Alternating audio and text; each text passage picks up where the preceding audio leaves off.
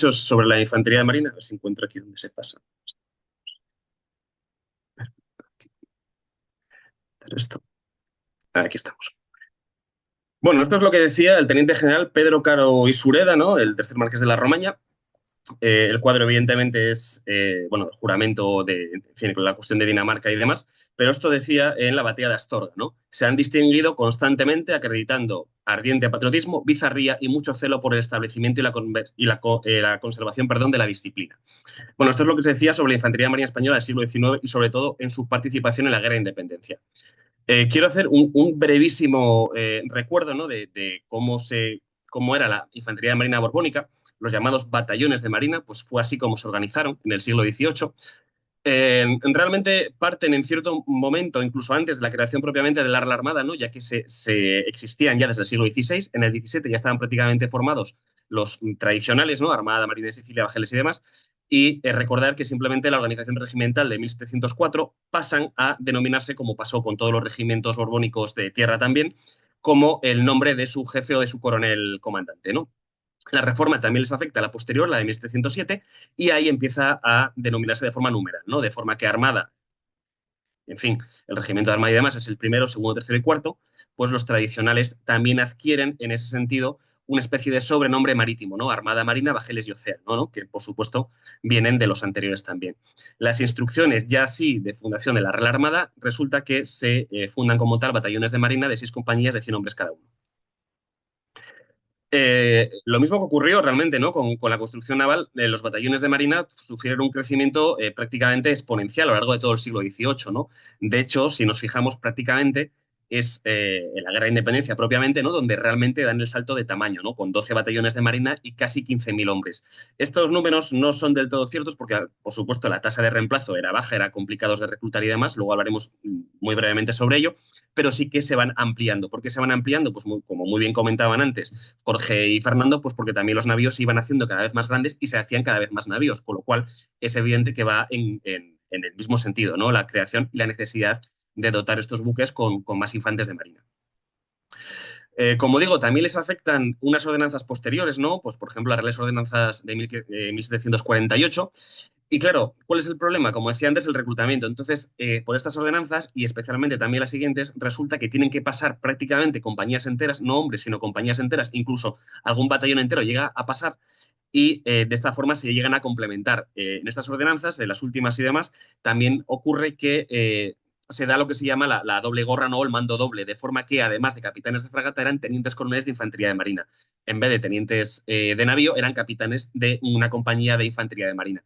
Típicamente lo que se solía hacer es que realmente al ser cuerpos relativamente, digámoslo así, específicos, pues el oficial de marina, que eran todos, evidentemente, el cuerpo general, el que pasara infantería de marina o artillería de marina, casi siempre o frecuentemente acababa su carrera en los batallones o en las brigadas, ¿no? En 1776 se crean oficialmente las compañías de granaderos de marina y, como os decía, en el 1776 también, por otra real orden, se equiparan los empleos de forma de tierra naval, ¿no? Bueno, aquí tienen una imagen del Regimiento de Asturias. Pues ¿por qué? Porque llegan a pasar hombres del Regimiento de Asturias. Yo soy asturiano, así que se lo tenía que citar. Como decía, la infantería de marina y también la artillería de marina son cuerpos de tropas. Esto lo explica muy bien uno de mis maestros, el capitán de navío Blanco Núñez, que siempre hace referencia, ¿no? a que son una cuestión, la Armada no funcionaba de una cuestión en cierto modo paralela, ¿no?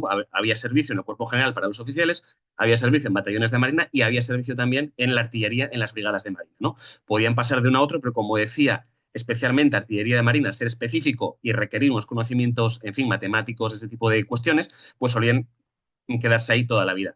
Infantería de marina y cuerpo general solían pasar de mando de buque a mando de batallones o mando de compañía según iban ascendiendo y progresando, pero bueno, generalmente el que servía en batallones se solía quedar en batallones la mayor parte del tiempo.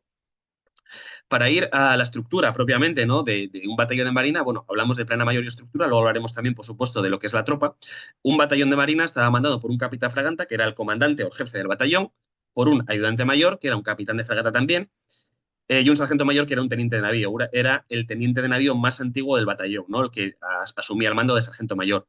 Estos primeros batallones de marina estaban compuestos típicamente de 6 a 8 compañías, normalmente de 6 y luego se fueron ampliando a 8. De forma que cada compañía la mandaba un capitán, que era el teniente de navío, un teniente, que era el teniente de fragata, y un alférez abanderado, que era el alférez de navío como tal. Los granaderos, al ser un cuerpo cualificado y demás, y ser menos hombres, en fin, anecdóticamente, resulta que los mandaba un capitán de fragata. Ahora verán por qué, porque esto es muy interesante precisamente al inicio de la Guerra de Independencia. Aquí ven, pues bueno, como pueden ver, los uniformes hacia 1802 de cada uno, ¿no? Pues tenemos primero que es un guardia marina, tenemos un teniente de navío, tenemos otro teniente de navío, este sería un alférez de fragata al llevar, en fin, la charretera en el lado contrario, alférez de navío y un alférez de fragata. Dentro de las compañías, en cada compañía había un sargento primero, que digámoslo así, era el suboficial mayor de la compañía. Había 5 sargentos que se llamaban sencillos en aquel momento y había 12 cabos de escuadra, ¿no? 12 cabos simples, 3 tambores y unos 98 soldados para completar los 120, 150 hombres típicamente, ¿no? Siempre se citan de más, pero como decía antes, la tasa de reemplazo no siempre conseguía alcanzar estos hombres. Pero bueno, si nos basamos en los números teóricos, cada compañía tenía unos 168 hombres y aproximadamente cada batallón, a estar compuesto de 6 a 8 compañías, unos 1.000 hombres. Y ahora pasamos ya realmente a lo que son los regimientos de Marina. Bueno, los regimientos de Marina nacen propiamente con la Guerra de Independencia. De hecho, se reestructuran los batallones de Marina del siglo XVIII, al inicio de la Guerra de Independencia, en regimientos de Marina, de forma que, pues bueno, fundamentalmente de forma operativa eran más sencillos de encuadrarlos en cuerpos de ejército y demás. Y de hecho, además, la Infantería de Marina Española, los batallones de Marina del siglo XVIII, en el XIX, en la Guerra de Independencia, combaten como infantería de tierra, teniendo en cuenta que eran infantería de línea, de élite, estaban muy bien formados y además eran cuerpo de casa real, casi siempre ocupaban las vanguardias y las posiciones más complicadas en las batallas, ¿no? ¿Cómo se organizan? Pues bueno, los batallones de Cádiz pasan a formar los regimientos 1, 2 y 3, el primero, segundo y tercero, los de Cartagena, el cuarto y el quinto, y Ferrol, todos los batallones de Marina de Ferrol, que eran 2, asumen el sexto regimiento de Marina. Eh, Yéndonos en este caso a explicar lo que es la plana mayor de cada regimiento de Marina, pues prácticamente ocurrió algo parecido, ¿no? Lo que sí que se hace es, en cierto modo, ascender a los empleos de cada cargo o de cada empleo propiamente dentro del regimiento. De forma que cada comandante de regimiento es un coronel. Se dice también a veces que es un brigadier, un capitán de navío. En fin, lo de coronel, comandante, ya sabemos que es por el doble mando, ¿no? Que adquirían estos al estar destinados en infantería de marina. Cada comandante o jefe de batallón es un teniente coronel, al cambio un capitán de fragata, y el sargento mayor sigue siendo un teniente de navío, siendo el teniente de navío más antiguo del batallón propiamente, ¿no? Aquí las compañías ya son de 8, tenemos la primera que es de granaderos siempre, la última, la octava, es de cazadores. Sí, existieron cazadores de marina y llegó a existir en el siglo XIX hasta caballería de marina, lo cual es bastante curioso, pero realmente sí que existieron.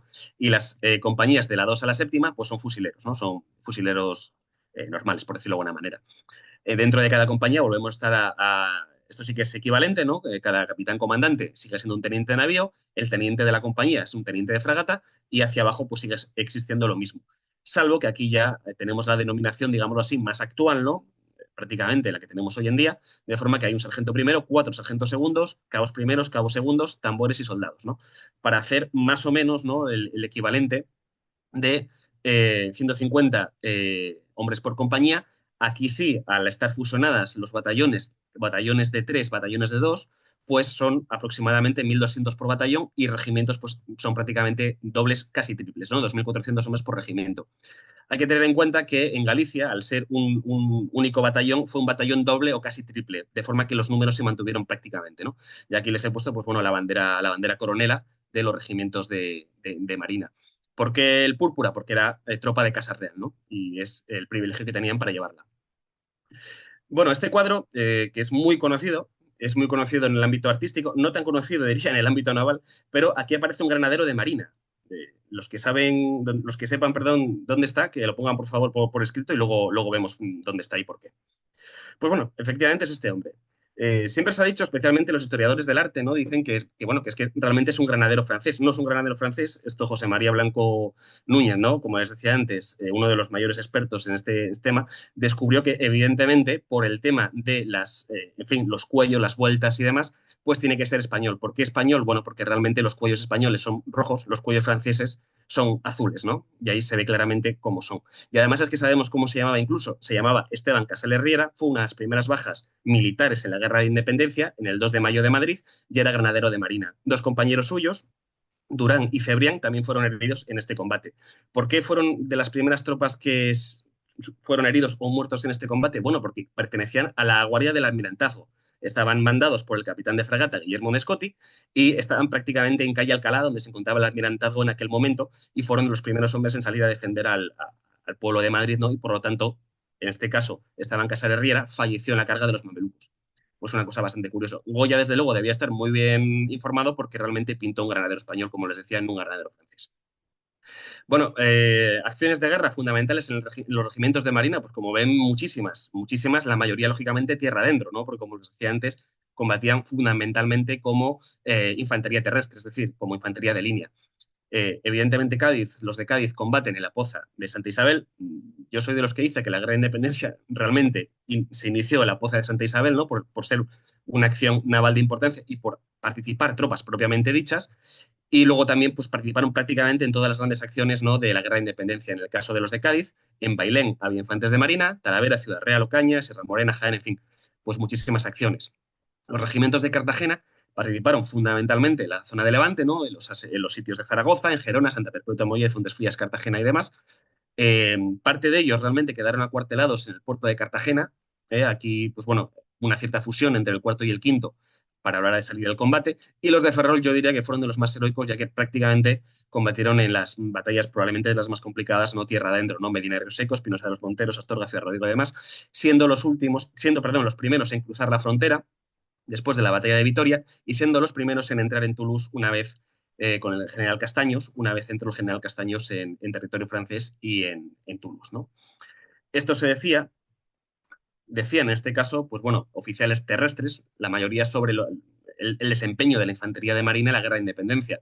El regimiento segundo real de marina es bizarro, bizarrísimo, decía el mariscal de campo Pellegrin Jacom. El sexto de marina se ha distinguido constantemente acreditando ardiente patriotismo, bizarría y mucho celo, como les decía al inicio el teniente general Pedro Caro. Y como les comentaba también la entrada del general Castaños en Toulouse, ¿no? O en Tolosa. Bueno, pues realmente el sexto Real de Marina, ¿no? De los batallones de Ferrol, el regimiento de Ferrol, pues se le concedió en fin, esta condecoración, ¿no? Conjunta, colectiva, perdón, que es valor y disciplina, ¿no? Es el sexto de Marina dentro del Toulouse el 10 de abril de 1814 y el 11 de abril Napoleón Bonaparte pues solicita la paz y abdica por el Tratado de Fontainebleau. Bueno, realmente esta condecoración colectiva la lleva todavía la corbata del Tercio Norte de Infantería de Marina, a mucha honra, la llevan en su bandera coronela y demás, y viene de este año, ¿no? Como les decía antes, abdica Napoleón en Fontainebleau un día después, y pues bueno, por aquí termino mi exposición, no quería extenderme demasiado y creo que me he ceñido bastante bien al tiempo, así que muchísimas gracias y espero que sigan disfrutando de la sesión.